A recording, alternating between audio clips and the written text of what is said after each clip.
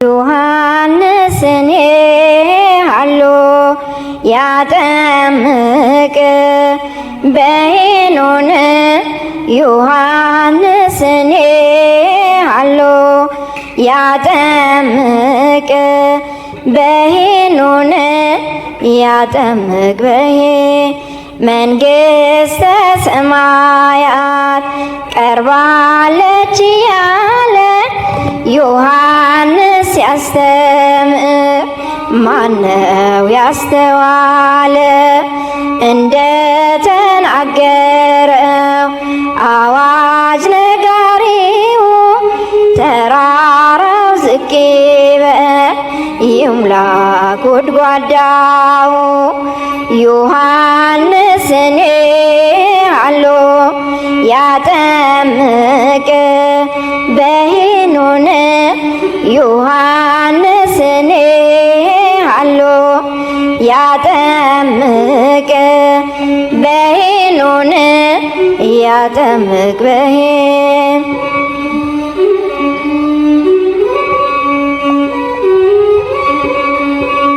እድገቱ ምናኔ ትምህርቱ ንስሐ የጣዝማ ማር በልቶ ኖረ በበረሃ መጓዝ እንዲያስችለን በሕይወት ጎዳና ላይታችሁ ይደልደል ጎባጣውም ይቅና።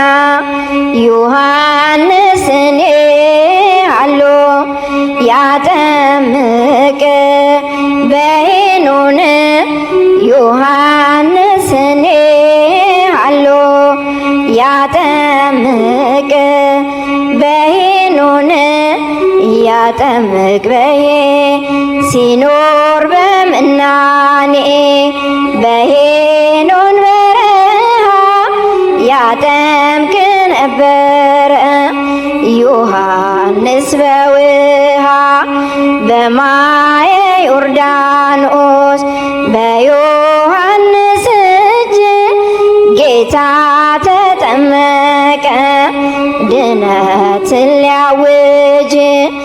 ዮሐንስኔ ሃሎ ያጠምቅ በሄኖን ዮሐንስኔ ሃሎ ያጠምቅ በሄኖን ያጠምቅ በሄ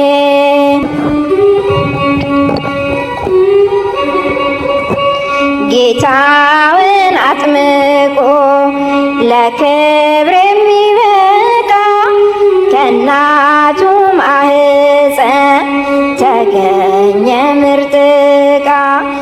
ኤልሳቤጥም ለክብር ሆና የታደለች መልካም የነፍስ አባት መጥምቁን ወለደች።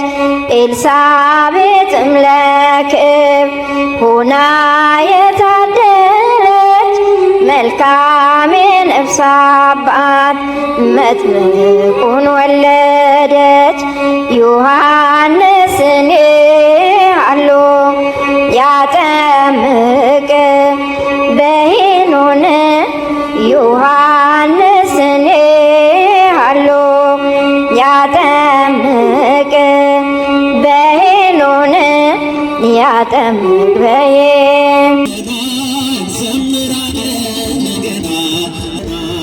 እንዘምራለን እንደ መላእክቱ ብርሃን ለብሰን ገና እንዘምራለን ገና እንዘምራለን ገና እንዘምራለን ገና እንዘምራለን ገና እንዘምራለን እንደ መላእክቱ ብርሃን ለብሰን ገና እንዘምራለን ወላዲተ አምላክን ከፊት አስቀድመን በዳዊት በገና መሰንቆ ታጅበን ለሥላሴ ክብር ገና እንዘምራለን ገና እንዘምራለን ገና እንዘምራለን ገና እንዘምራለን በልልታ መስግኑላቸው።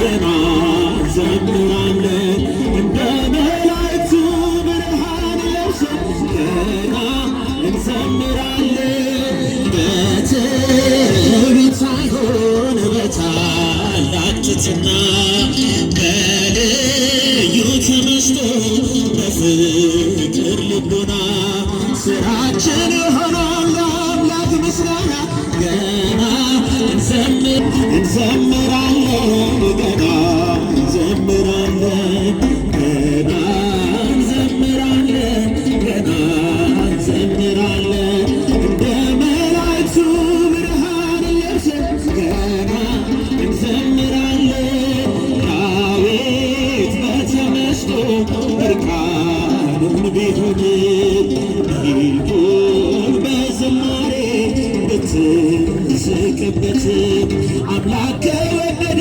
እንዲያመሰግነው በደስታ እንዳይዘምር ከልካዩ ሰው ማነው?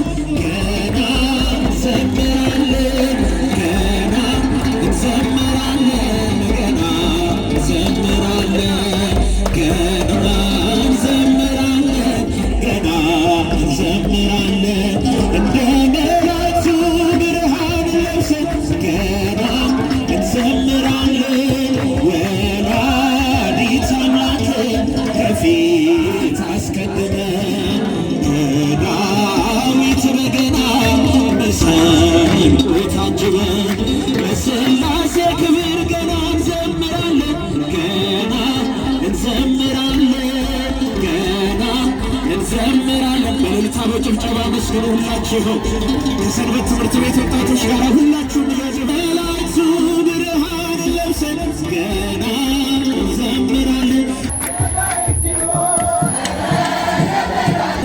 መላእክት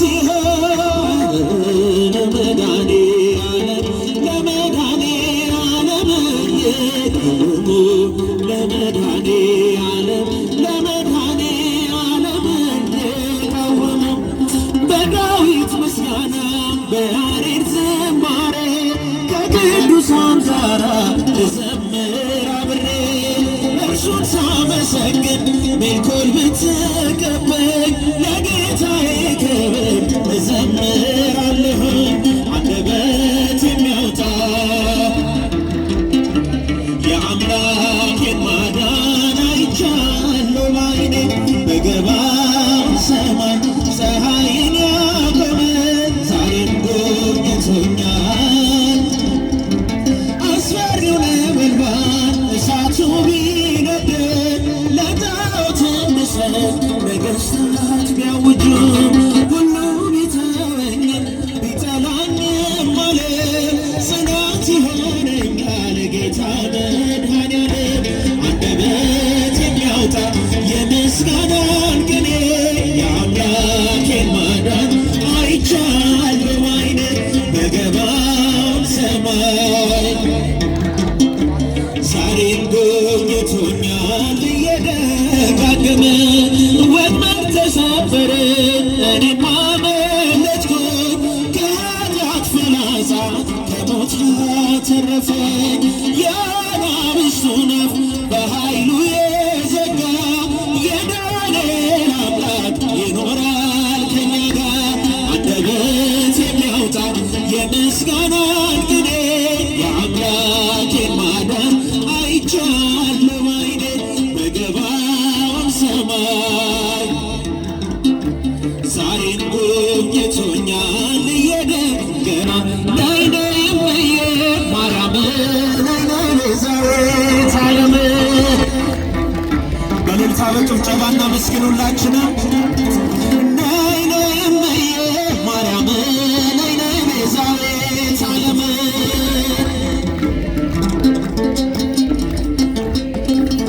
የአማኑኤል እናት የመድኃኔዓለም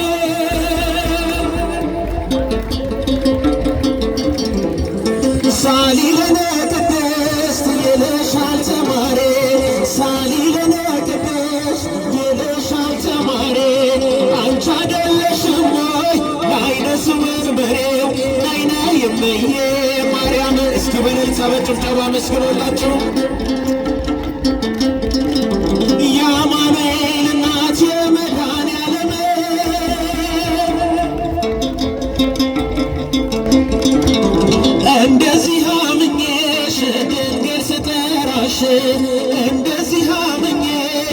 ድንግል ስጠራሽ አማልጅኝ ከልጅሽ ራርቶ ልብሽ ነይ ነይ እምዬ ማርያም። እልልታ በጭብጨባ መስግኑላችሁም አንድ ላይ መናገር የምትችሉ ከፍ አድርጉና በስመ አብ ወወልድ ወመንፈስ ቅዱስ አሐዱ አምላክ አሜን። በስመ አብ ወወልድ ወመንፈስ ቅዱስ አሐዱ አምላክ አሜን። የምስጢር ሙዳይ የብርሃን መዝገብ በሆነችው በእናታችን በቅድስት ድንግል ማርያም ልጅ በጌታችን በአምላካችን በመድኃኒታችን በኢየሱስ ክርስቶስ ፍቅርና ሰላም እንደምን ዋላችሁ? አሜን። ዛሬ ላይ ያደረሰን የአባቶቻችን አምላክ ስሙ የተመሰገነ ይሁን።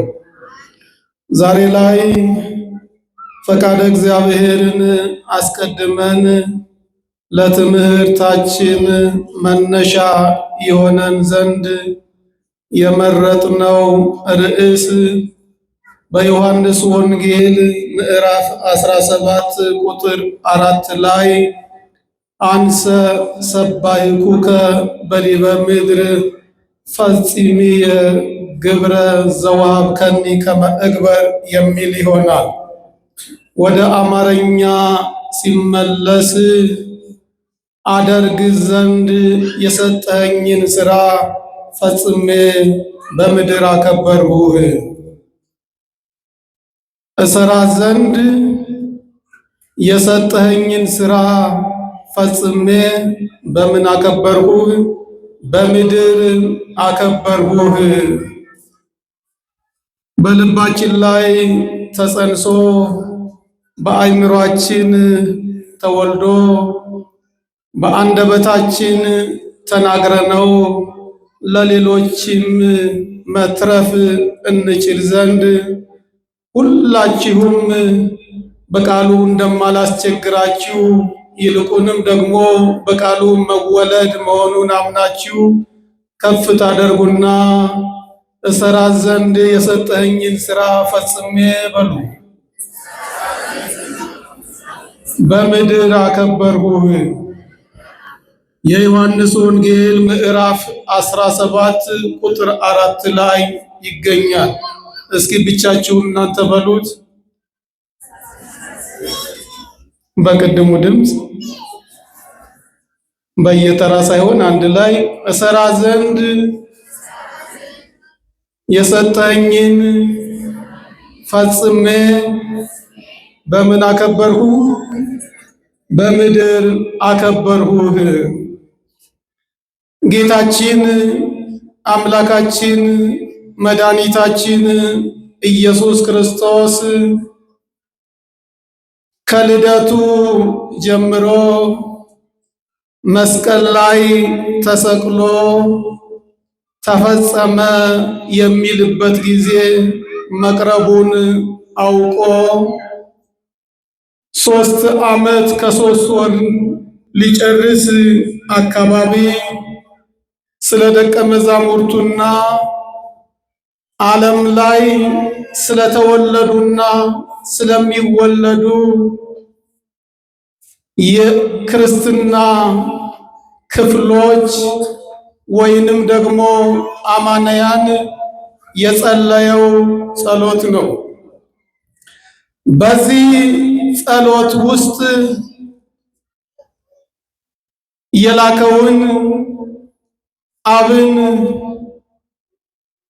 በቀደመ ክብሩ እንዲያከብረው ሲፈልግ በምድር ላይ በሥላሴ ፈቃድ የመጣበትን ከልደቱ እስከ ትንሣኤው ከትንሣኤው እስከ ዕርገቱ ማጠናቀቁን የሚገልጽበትን ክፍል በዚሁ በዮሐንስ ወንጌል ምዕራፍ 17 ከቁጥር 1 ጀምሮ እናገኘዋለን።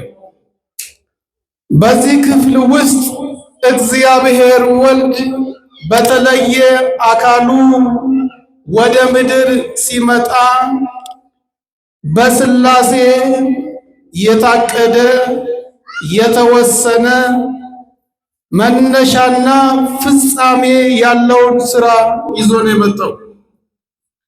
ከልደቱ ጀምሮ እስከ ዕርገቱ ድረስ በሥላሴ ያልተፈቀደ ማለትም የባህሪ አባቱ የማያውቀው እርሱ የሚያውቀው የባህሪ ሕይወቱ የሚያውቀው እርሱ ደግሞ የሚያውቀው ነገር የለም። ምን ማለት ነው? አባቱ የሚያውቀውን እርሱ ያውቀዋል። እርሱ የሚያውቀውን ደግሞ ማን ያውቀዋል? መንፈስ ቅዱስ ያውቀዋል። የሰው ልጅ ይድን ዘንድ አስቀድሞ በእግዚአብሔር ሲታቀድ ወደ ተግባርም ደግሞ ከሦስቱ አካል አንዱ አካል የሆነው እግዚአብሔር ወልድ በቃልነቱ ኩነት መጥቶ ሲወለድ የማን ፈቃድ ነው? የሥላሴ ፈቃድ ነው። የሥላሴ ዕውቀት ነው። የሥላሴ ሐሳብ ነው። የሥላሴ ዘላለማዊ እውነት ነው። ያን እውነት መጥቶ ተወልዶ ተርቦ ተጠምቶ ተገርፎ ተሰቅሎ ሞቶ ተነስቶ አርጎ ሁሉንም መፈጸሙን በሥላሴ ዘንድ የታወቀ የተረጋገጠ ስለነበረ አደርግ ዘንድ የሰጠኸኝን ሥራ ሁሉ ፈጽሜ በምን አከበርኩ? በምድር አከበርኩ። ለመሆኑ እግዚአብሔር አብ በራሱ ፈቃድ ገና በልጅነታችን እንደተማርነው እስመ በፈቃዱ ወበስምረተ አቡሁ ወመንፈስ ቅዱስ መጽአ ወአዳነነ በራሱ ፈቃድ በተላኪው ፈቃድ በባህሪ ሕይወቱ በመንፈስ ቅዱስ ፈቃድ የመጣው መድኃኔ ዓለም የተባለው የዓለም መድኃኒት የሆነው ምን ሥራ ነው የፈጸመ ብለን ዕድሜ ልካችንን ሁሉ ብንናገር የማንጨርሰው ቢሆንም ከማቴዎስ ወንጌል ጀምራችሁ የአዲስ ኪዳን መጻሕፍትን ስታነቡና ወደ ኋላ ተመልሳችሁ በእርሱ ይሆን ዘንድ የተጻፉት ቅዱሳት መጻሕፍትን ሁሉ አንብቦ መረዳት ነው። አንብቦ መረዳት ነው። ወይንም ደግሞ የአዲስ ኪዳን መጻሕፍትን ሁሉ አስቀድሞ ስለ እርሱ በትንቢት በመዝሙር በሕግ የተጻፈውን ሁሉ እንደፈጸመ ማወቅ መቻል። እየሰማችሁ ነው? ማወቅ መቻል። ካዲያ እርሱ የባህሪ አባቱ የባህሪ ሕይወቱ በእርሱ ፈቃድ እንዲያደርግ እንዲሰራ የተሰጠውን ሥራ አጠናቆ በምድር ላይ ካከበረው እኛ ምንድነው የምንሰራው? እኛ ምንድነው የምናደርገው? ከሦስቱ አካል አንዱ አካል መጥቶ ተወልዶ ሰርቶ ያላጠናቀቀው ሥራ አለ ወይ? እርሱ ያላየውን እኛ ማየት እንችላለን ወይ? እሱ ጀምሮ ያላጠናቀቀው ነገር አለ ወይ?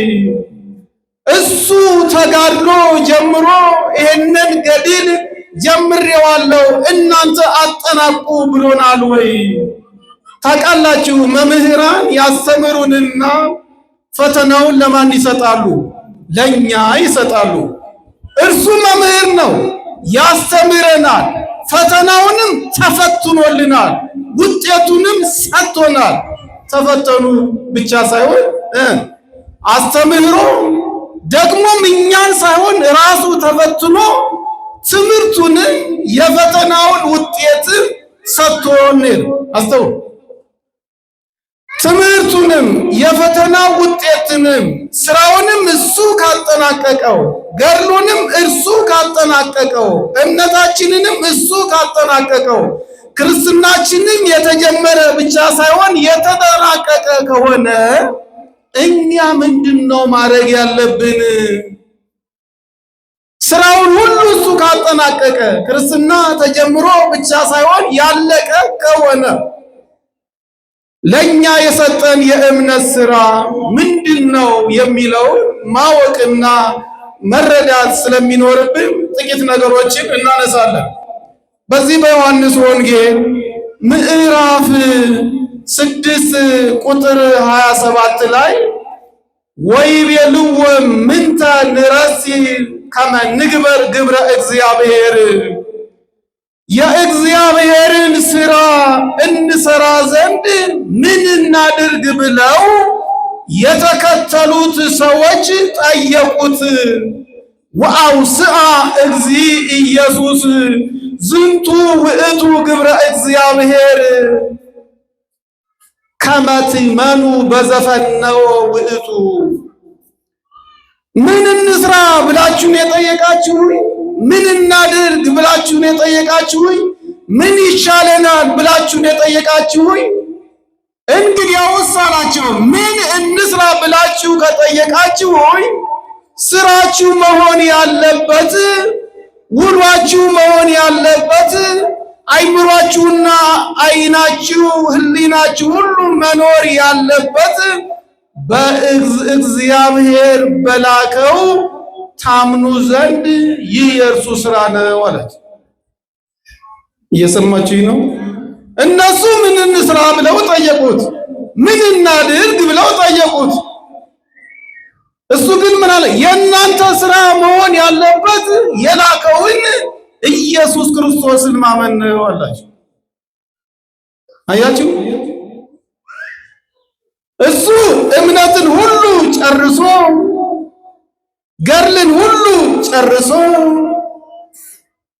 ክርስትናን ጀምሮ ሳይሆን ተፈጸመ ብሎ ሌላ ሶስተኛ ኪዳን እንዳይኖር የኪዳንን ሕግ ሰርቶና አጠናቆ ከሄደ በኋላ እኔና እናንተ መስራት የምንፈልገው ነገር ካለ ልክ እንደ ሰዎቹ ምን እንስራ ምን እናደርግ ብለን ስንጠይቀው ስራችሁ መሆን ያለበት በላከው በተወለደው በተራበው በተጠማው በተሰቀለው በተገረፈው በተነሳው ባረገው ዳግም እናንተን መጥቶ በሚወስደው እመኑ ይላል። እየሰማችሁ ነው? እመኑ። ማመን ስራ ነው ማለት። ማመን የኔና የእናንተ የሁል ጊዜ ስራ ነው። በእርግጥ ይህንን እኔና እናንተ በ40 ቀናችንና በ80 ቀናችን ስንወለድ ልጆች ስንሆን እርሱም አባታችን ሲሆን የጀመርነው ነው። ካዲያ ማመን ስራችን ከሆነ በራሳችን እምነት፣ በራሳችን ስራ፣ በራሳችን ጾም፣ በራሳችን ጽድቅ ደግሞ የጸደቅነው ከስራችን የተነሳ ከጾማችን የተነሳ ከቅድስናችን የተነሳ ከጥበባችን የተነሳ ነው ብለን በእግዚአብሔር ፊት በሥጋ እንዳንመካ ደግሞ እንዲህ አለን።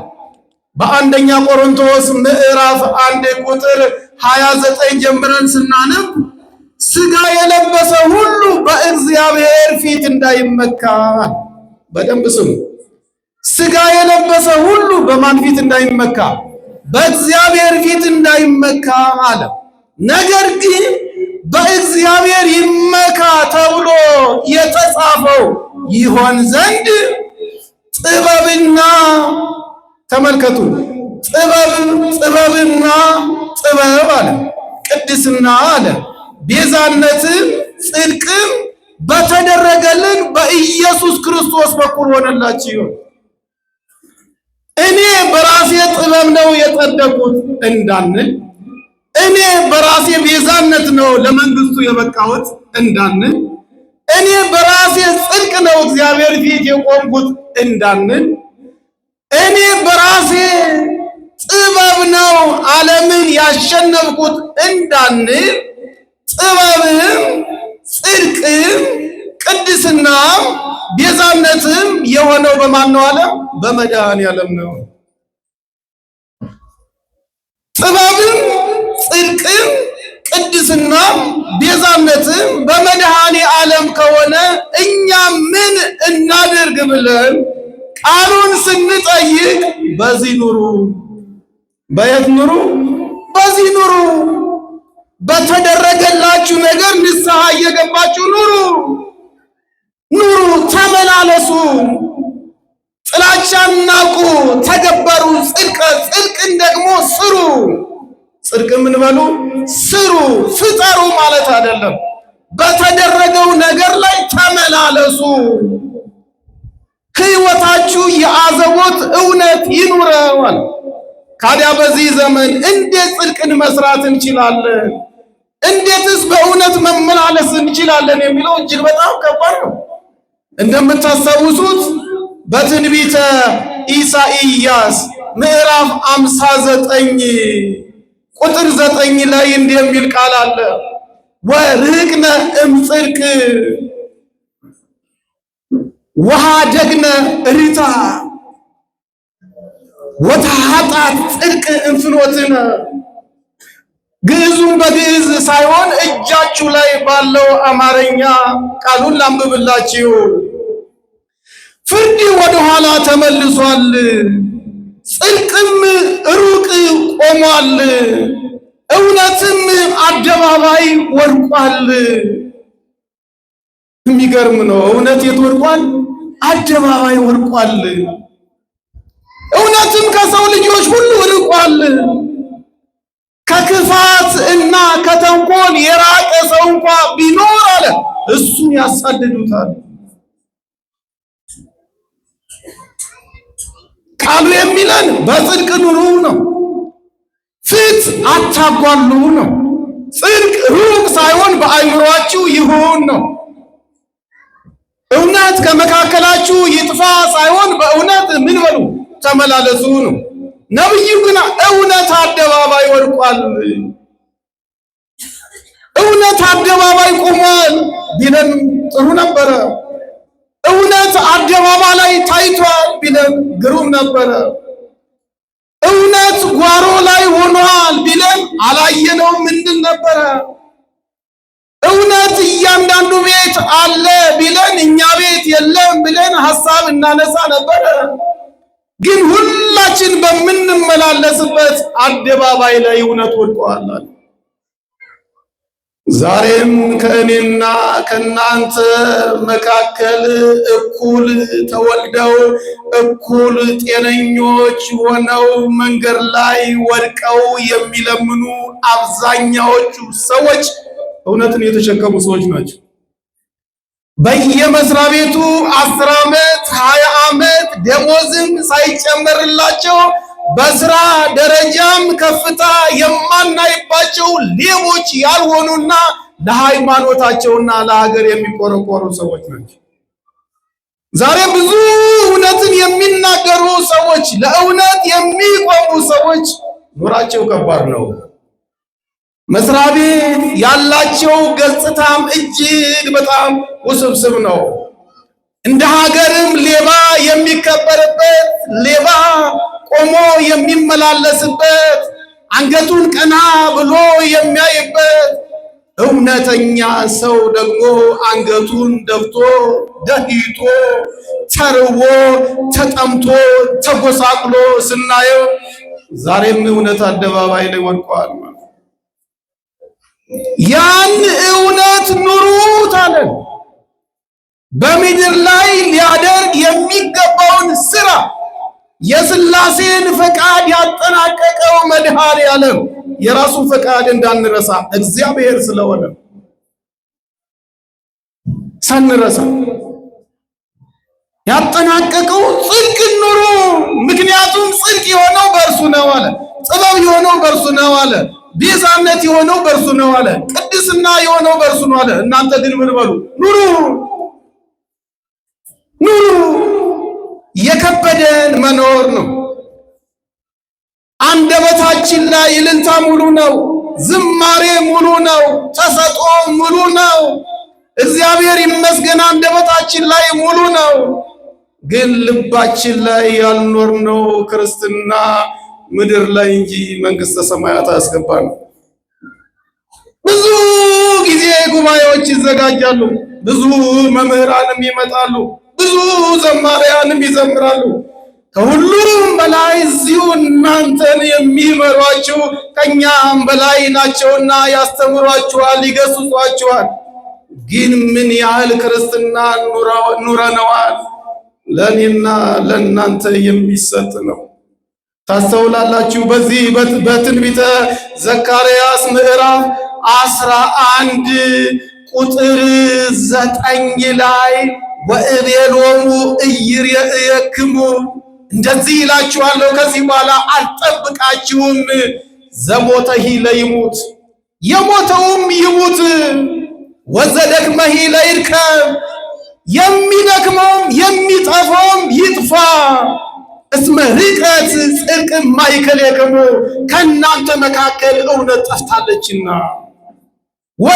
ወኢገበርክ ወኢቆምክሙ ለተግባር ለእውነትም ለስራም አልቆማችሁምና። ከዚህ በኋላ አለ የሚሞተውም ይሞታል። እግዚአብሔር አይገርምም? ምን የሚለው ምን ይበል? ወለዘሞተይ ለይሙት የሚሞተውም ይሙት። ምናልባት ሀገራችን ላይ ሞት የበዛው ከሚኖረው ይልቅ የሚጠፋው የበረከተው እግዚአብሔር በእኔና በእናንተ አኗኗር፣ በእኔና በእናንተ የአንደበት ክርስትና፣ በእኔና በእናንተ ከልብ ያልሆነ በአፍ ላይ በተመሰረተ የክርስትና ምልልስ ሲሆን እኔ ከራሴ ሕይወት ላይ ተሞክሮ ነው የምነግራችሁ። ብዙ ጊዜ መኖር ከብዶናል። መኖር ስለከበደን ይመስለኛል የሚሞተውም ይሞታል። ታዲያ የሚሞተው እንዳይሞት ይልቁንም የተወለድከው እንዲያድግ ንስሐ ገብቶ ቅዱስ ሥጋውና ክቡር ደሙን ተቀብሎ በክብር የዘላለም ሕይወትን እንዲኖር ምን ያድርግ ወይንም ምን እናድርግ ካላችሁ የተሰጠንን ስራ መስራት መቻል አለብን። ልክ እንደ ነብዩ እንደ ሳሙኤል ኑ እስኪ ተሰብሰቡ፣ እግዚአብሔር እኔና እናንተን ከጠራበት ቀን ጀምሮ የበደልኋችሁ ነገር ካለ ንገሩኝ አለ። ያጠፋሁት ነገር ካለ ንገሩኝ። በእግዚአብሔርና በእናንተ ፊት ስመላለስ ፍትህን አዛብቼ ከሆነ ንገሩኝ። በእኔ ምክንያት አንዲት ዘለላ እንባ ወርዳ ከሆነ ንገሩኝ። በእኔ ምክንያት ከእናንተ መካከል ለእኔ እጅ መንሻ አምጥቶ የሰጠኝ ሰው ካለ ምላሱ ሳይታሰር ይንገረኝ፣ ንገሩኝ አለ። ሁሉም ሰው እጁን አንስቶ አንተ ምንም ነገር አላጠፋህም፣ ምንም አልበደልከንም፣ ይልቁንም አንተ በእግዚአብሔር ፊት እንድንመላለስ አድርገሃል አሉት።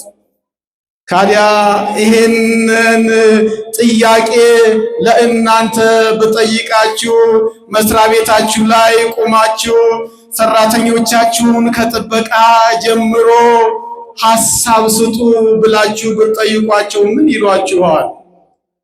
ወይንም ደግሞ በትዳራችሁ መካከል እውነትን መሰረት አድርጋችሁ አባወራዎች ባለቤታችሁና ልጆቻችሁን ይህንን ጥያቄ ብትጠይቋቸው ስንት ጊዜ አምሽታችሁ እንደመጣችሁ፣ ስንት ጊዜ ያለ አግባብ እንደቀጣችኋቸው፣ ስንት ጊዜ ከባለቤታችሁ ጋር እንደተወራረፋችሁ፣ ስንት ጊዜ ደግሞ ለባለቤታችሁና ለትዳራችሁ ያልሆናችሁትን ነገር ለሌሎች መሆን እንዳሰባችሁ እግዚአብሔርን ማዕከላዊ አድርጋችሁ ይህንን ጥያቄ ብትጠይቁት ልጆቻችሁ እንኳ ባለቤታችሁ እንኳ የሚያውቁትን ቢነግሯችሁ ሕሊናችሁና አይምሯችሁ ምን ይመልስላችሁ ይሆን?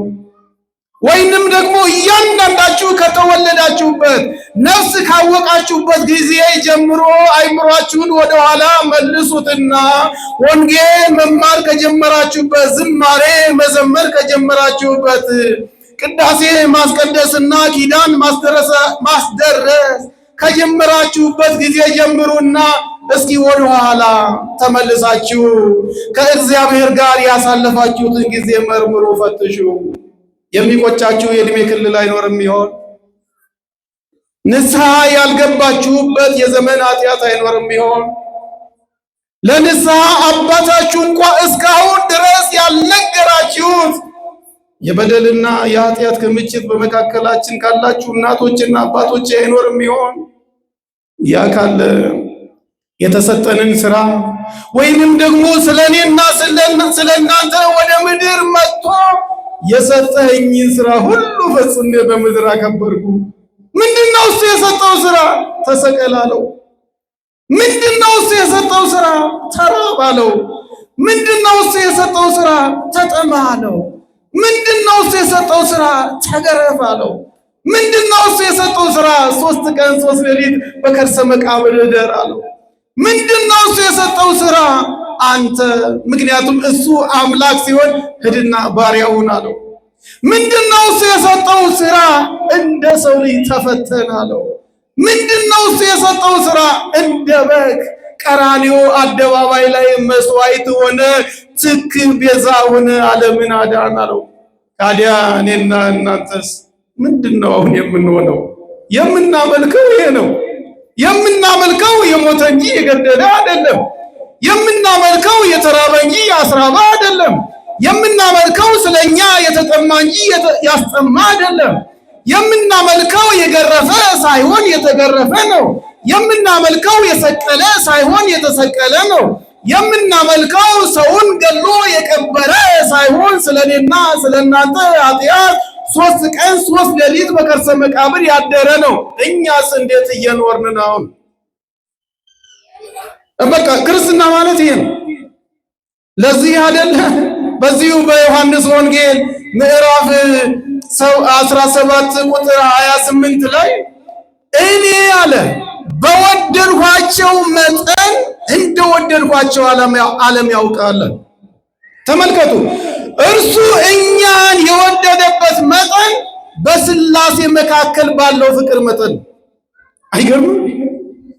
በስላሴ መካከል ባለው ፍቅር መጠን እኔና እናንተን ወደደን። ያን መውደድ ደግሞ ወዶን ብቻ አልቀረም፣ አይምሯችን ላይ ልባችን ላይ አስቀመጠ። ተመልከቱ፣ ነፍስና ስጋችን ላይ በስላሴ መካከል ያለውን መውደድ አስቀመጠ። ብርታት እንዲሆነን፣ አረቦን እንዲሆነን፣ የፍቅር ስንቅ እንዳይቸግረን፣ አለቀብኝ እንዳንል፣ ልበደር እንዳንል፣ የት ላግኘው እንዳንል ፍቅሩን አስቀመጠና በዮሐንስ ወንጌል ምዕራፍ 15 ቁጥር 9 ላይ በሰጠዋችሁ በፍቅሬ ኑሩዋል። አይገርም? መውደዱን ፍቅሩን ማን ላይ ያስቀመጠ? እኛ ላይ ያስቀመጠ። ባስቀመጠው ፍቅር ደግሞ ምን በሏለን? ኑሩ። በፍቅር ኑሩ አይደለም፣ በምን ኑሩ ነው? እየገባቸው አይደለም። ወይም ደግሞ ምን እንደሚል በምን ኑሩ አለ? እስቲ ከፍ አድርጉ። በምን ኑሩ? በፍቅሬ ኑሩ። በፍቅሬ ነው ያለው። በፍቅራችሁ አይደለም፣ በፍቅር አይደለም። በፍቅሩ ስንኖር ነው በፍቅር የምንኖር። እየሰማችሁ ነው? በፍቅሬ ኑሩ። አዎ፣ በፍቅሩ መኖር ስንጀምር በምን እንመላለሳለን? በፍቅር። ያ ፍቅር ደግሞ በስላሴ መካከል ያለ ፍቅር ነው። በዛ ኑሩ አለ። እየኖርን ነው ወይ? አያችሁ፣ ይሄ የተሰጠን ስራ ነው። ይሄ የተሰጠን ስራ ነው። በፍቅሬ ኑሩ ካለ መኖር ብቻ አይደለም፣ እርሱ ለእኛ የሰጠውን ፍቅር ደግሞ ለሌሎቹ ማስተላለፍ፣ ለሌሎቹ ማካፈል፣ ለሌሎቹ መኖር፣ ለሌሎቹ መትረፍ፣ የእግዚአብሔርን ስም ከዚህ የተነሳ ከፍ እንዲል ማድረግ። ታስታውሱ የለ ላደርግ የሚገባኝን አለ ስራ ፈጽሜ በምን አከበርኩ ነው ያለ? በምድር አከበርኩ። ተመልከቱ፣ በሰማይ አከበርኩ አይደለም። በየት ነው አከበርኩ ያለው? በምድር። በምድር አያችሁ። ዛሬ እኔና እናንተም ክርስትናን ስንኖረው እግዚአብሔር በየት ነው የሚከብረው? በምድር። ባላመነው ፍጡር በሚያምነው አማኝ እግዚአብሔር ይከብራል። አያችሁ፣ ቤተ ክርስቲያንም ከፍታዋ ይታወቃል። የእኛም እምነት ሰዎችን ይገባቸዋል መኖር ስንጀምር በምን በፍቅር። ስለዚህ የእግዚአብሔር ልጆች አሁንም ደግሜ እነግራችኋለሁ፣ ደግሜም ደግሞ መግለጽ እወዳለሁ። ክርስትናን እንኑረው። እሱ የፈጸመው፣ እርሱ ያጠናቀቀውን፣ እርሱ ያሸነፈውን ዓለም እናሸንፈው። እንዴ ዓለምን አሸንፉት እኮ አይደለም ያለን፣ እኔ አሸንፌዋለሁ። የሚገርም እኔ ምን ብዬዋለሁ? አሸንፌዋለሁ። የእናንተ ትግል አለ፣ የእናንተ መንፈሳዊ ጦርነት አለ፣ የእናንተ ጸሎት አለ፣ የእናንተ ትጋት ለተሸነፈው ዓለም ነው የሚሆነው። አሁን እኔና እናንተን እያሸነፈን ያለው ዓለም እርሱ ያሸነፈው ዓለም ነው። እርሱ የጣለው ዓለም ነው። እሱ ከእግሩ በታች የረገጠው ዓለም ነው።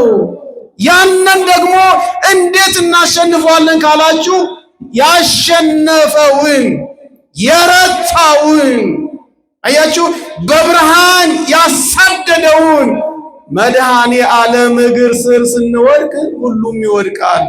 ማን ይርዳን? ማን ይርዳን? ለዚህ ነው በዚህ በትንቢተ ኢሳይያስ ምዕራፍ 9 ላይ አያችሁ፣ ጽድቅን የሚሰሩ ሰዎች፣ በንስሐ የሚመላለሱን ሰዎች እንደዚህ ይላቸዋል።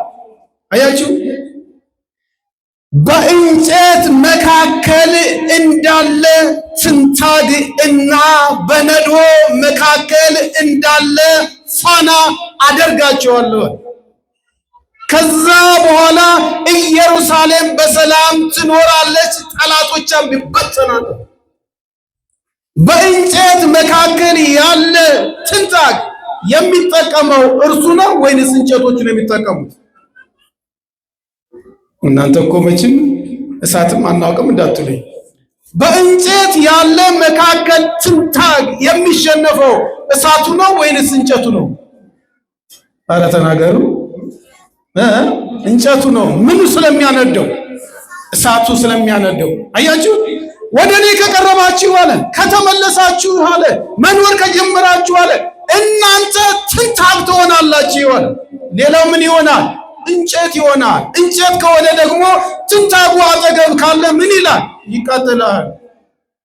ዛሬ ተኝተንም ሳለ የሚያቃዠን ሰይጣን፣ ውሏችንን መሰናክል የሚያደርግብን የወደቀው የተሸነፈው ግን ያልሞተው ሰይጣን፣ ወይንም ደግሞ ከክርስትና ያልሆኑ የጠላታችን የዲያብሎስን ስራ ለማስፈጸም ምድር ላይ የሚመላለሱ የግብር ልጆቹ እኛ እሳት ሆነን የምናቃጥላቸው ክርስትናን መኖር ስንጀምር ብቻ ነው።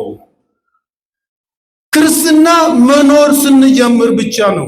ክርስትና የሚጠጣ የህይወት ብቻ አይደለም። ክርስትና የሚበላ የህይወት ምግብ ብቻ አይደለም።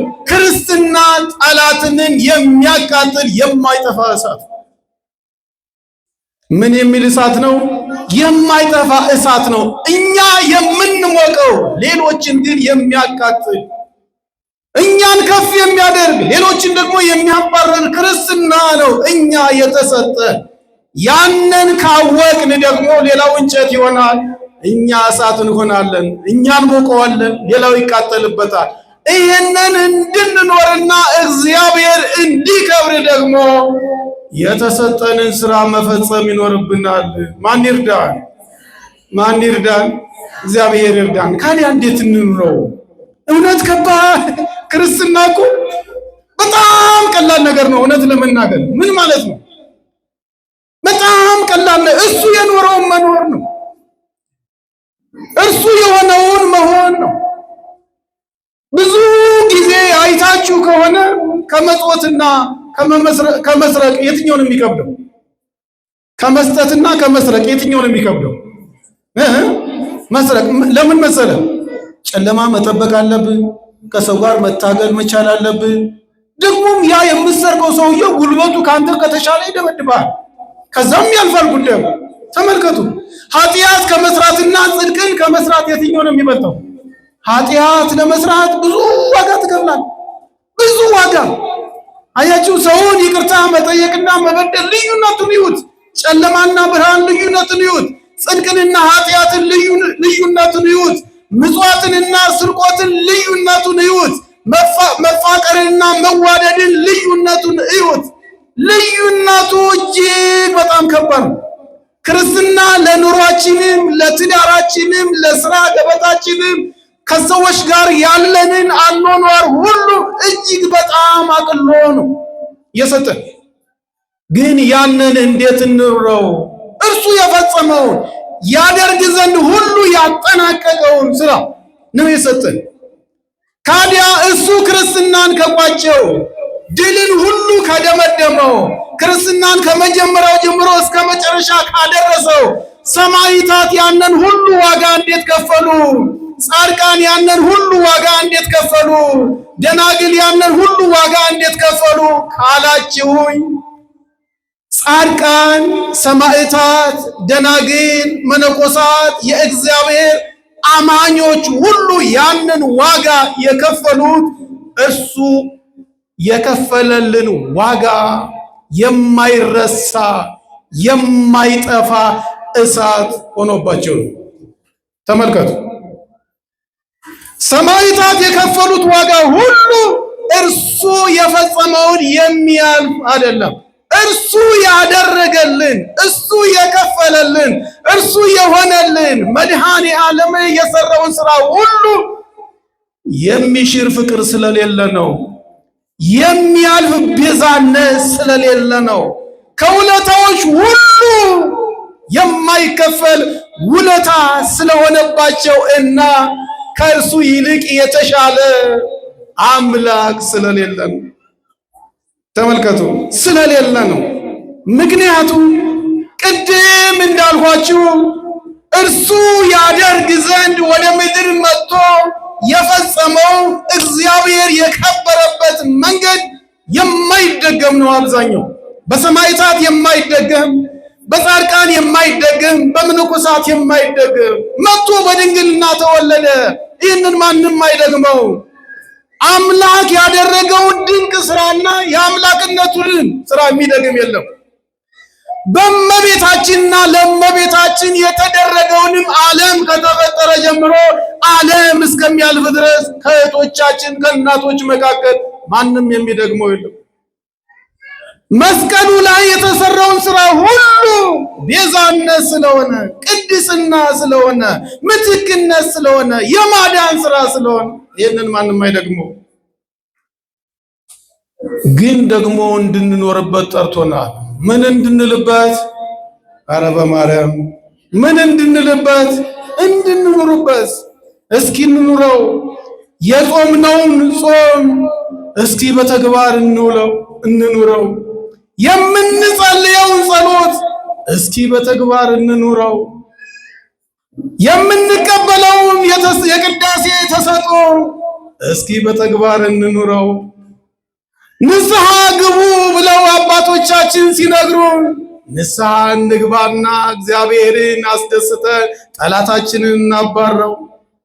ታረቁ ሲሉን አባቶቻችን ያኮረፉን የእምነታችን አባላት የሆኑና የእምነታችን አባላት ያልሆኑ በስራና በጉርብትና የሚኖሩ ሰዎች ካሉ ዝቅ ብለን ይቅርታ ጠይቀናቸው ዝቅ ብሎ የሐዋርያት እግር ያጠበውን መድኃኔዓለም እናስደስተው።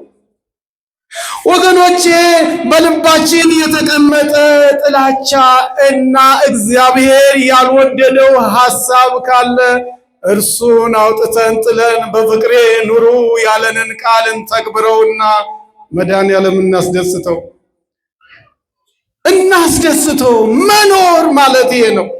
እሱ የፈጸመውን እሱ ያከናወነውን ሥላሴን ያከበረበትን እውነት ይዘን ጾማችንን ኑረን፣ ጸሎታችንን ኑረን፣ ክርስትናችንን ኑረን፣ ያስቀደስነውን ኑረን፣ የኪዳኑን አገልግሎት ኑረን ሞት ወደኛ ከመምጣቱ አስቀድሞ የሞትን ሕይወት ከሕይወታችን አርቀን የዘላለማዊ ሕይወትን በቅዱስ ሥጋውና በክቡር ደሙ በመቀበል ተወስነ እግዚአብሔር ከሚወዳቸው ወዳጆቹ ጋር አብረን ርስቱን እንድንወርስ የአባቶቻችን አምላክ ሁላችንን ይርዳን።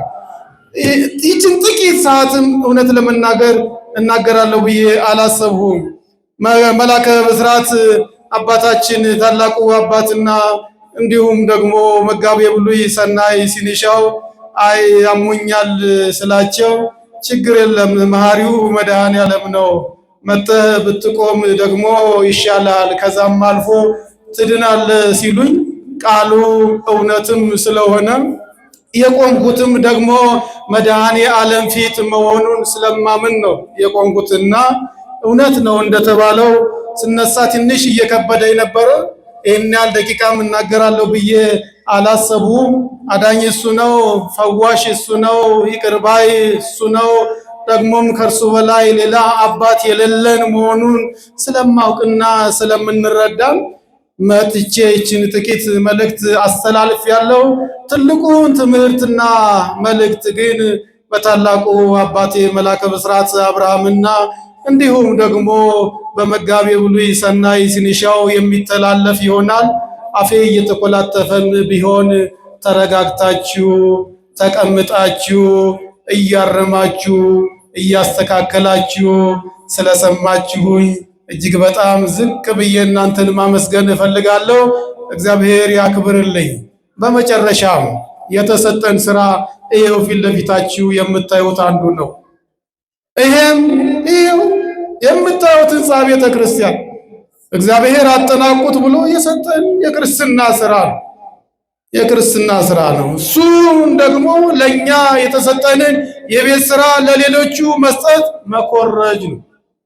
መኮረጅ ማስኮረጅ እድልንም አሳልፎ መስጠት ስለሆነ እያሰባችሁ እየጸላችሁ በእውቀታችሁም በገንዘባችሁም በሐሳባችሁም እንድትረዱ አደራ አደራ አደራ ማለት እፈልጋለሁ። ከሁሉም በላይ በመጨረሻ ደግሞ ተመሰገነ ይሁን። ስለነበረን ጊዜ ሁሉ አመሰግናለሁ። ይቆየን።